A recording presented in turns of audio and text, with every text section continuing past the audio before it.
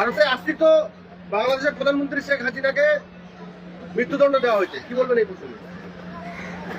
দেখুন, হাসিনা তিনি দেশে যখন গণ অভ্যুত্থান হয়েছে, উনি বরিয়া বিস্তার বেঁধে, উনি একজন মুসলমান, মুজিবুর রহমানের কন্যা, বঙ্গবন্ধু মুজিবুর রহমানের কন্যা, not a matter of job. যে বঙ্গবন্ধু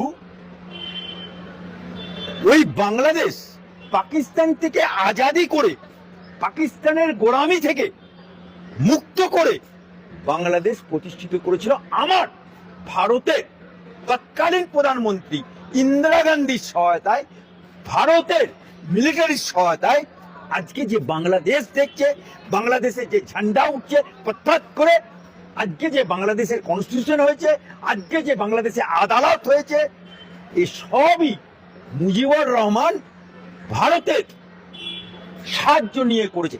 এই কারণে মুজিবুর রহমান, বঙ্গবন্ধু শেখ মুজিবুর রহমান, সে আমার এই কলকাতাতে ব্রিগেড ময়দান কানায় কানায় পূর্ণ, ওরকম ব্রিগেড ভারতের ইতিহাসে, কলকাতার ইতিহাসে, বাংলার ইতিহাসে খুব কম হয়েছে। সেখানে পাশে ইন্দিরা গান্ধী, লক্ষাধিক মানুষ তাদের সামনে দাঁড়িয়ে কি বলেছিল? বঙ্গবন্ধু শেখ মুজিবুর রহমান, আমরা যে পাকিস্তানের গোলামি থেকে আজাদি পেয়েছি, আজ যে বাংলাদেশ হয়েছে, আজ যে বাংলাদেশের ঝান্ডা উঠছে, ভারতবর্ষের প্রধানমন্ত্রী, ভারতবর্ষের মানুষের, ভারতবর্ষের মিলিটারির যদি সহযোগিতা না পেতাম তাহলে কোনোদিনই সেটা সম্ভব হতো না। তাই জনম জনম পর আমরা ভারতের কাছে চির ঋণী হয়ে থাকবো। সেই রেকর্ড আজও ভারতবর্ষের বুকে, বাংলাদেশের বুকে বিভিন্ন মিডিয়ার কাছে, অল ইন্ডিয়া মিডিয়ার কাছে রেকর্ডভুক্ত আছে। সেই ছবি আজও অনেকের কাছে আছে।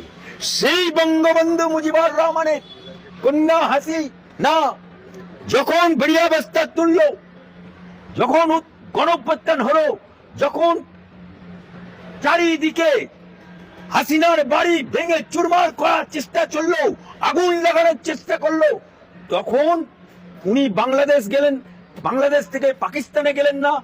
উনি 20টা মুসলমান কান্ট্রি আছে, আরব আছে, কাজাকিস্তান আছে, ইরান আছে, কোনো জায়গায় গেলেন না। তিনি ভারতবর্ষের মোদি, যে মোদি সনাতনী, যে মোদি হিন্দু, সেই ভারতের প্রধানমন্ত্রী তার কাছে আশ্রয় নিল। তখন ওই বাংলাদেশের একটা মহিলা, যুবতী মহিলা, তাদের সে বলছে কি, পেলে সে মদির বউ, পেলে সে হাসিনা বুবু, পেলে সে।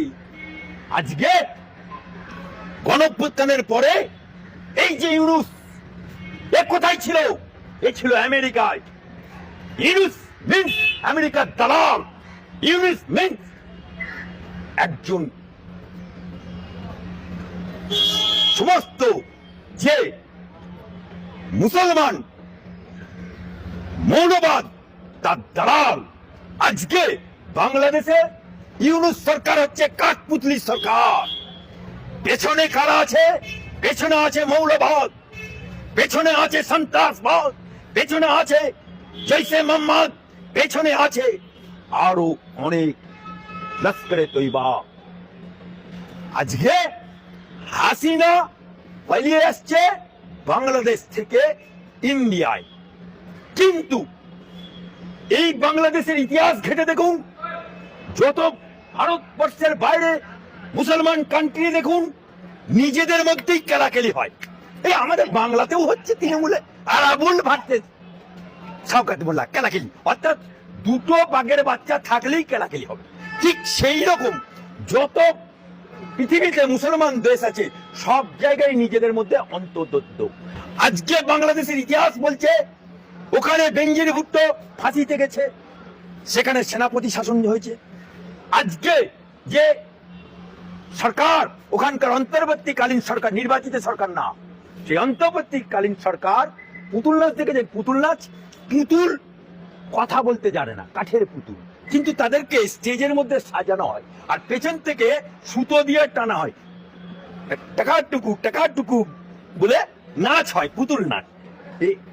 ইউনুসও আর ইউনুস সরকারের যে আদালত গুলো আছে, ওই টুকুর টাকুর নাচনে কোদনে হেলেনের মতো আজকে রায় দিয়ে দিল। কিন্তু আমি হাইকোর্টের আইনজীবী হিসেবে বলছি, আমি ভারতবর্ষের একজন সনাতনী মুসলমান হিসেবে বলছি, আমি একজন রাষ্ট্রবাদী মুসলমান হয়ে বলছি, রায় বেরিয়েছে কোথায়?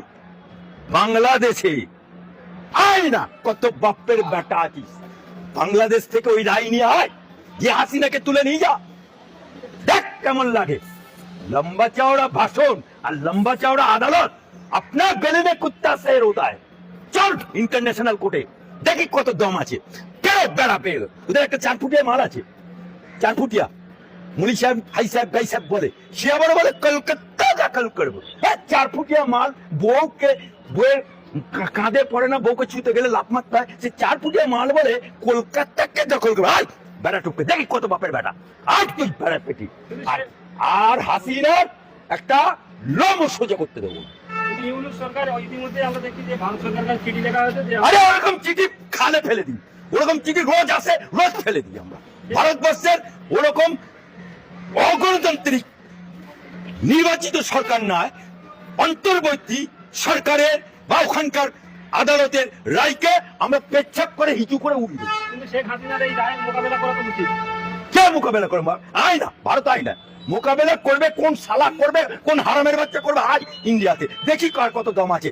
একটা হাসিনা, একটা অসহায় নারী, যারা বলে না মোদির মুসলমান বিরোধী, আর মোদির এই মুসলমান, এই বাংলার মুসলমানরা মোদির রাস্তায় হাঁটবে, মোদির চাল খাবে, মোদির ইঞ্জেকশন নেবে কোভিডে, মোদির কোভিডের মানে সময় টাকা নেবে, আর ভোট দেওয়ার সময় দিদি এবারে এসআরে ফাটা বাঁশে সব মাথা আটকেছে। আর সেই দিদি মুসলমানরা ওয়াকফের আন্দোলন করতে গেলে বলে দিল্লি যাও, এবারে দিল্লি দেখেই দেবে।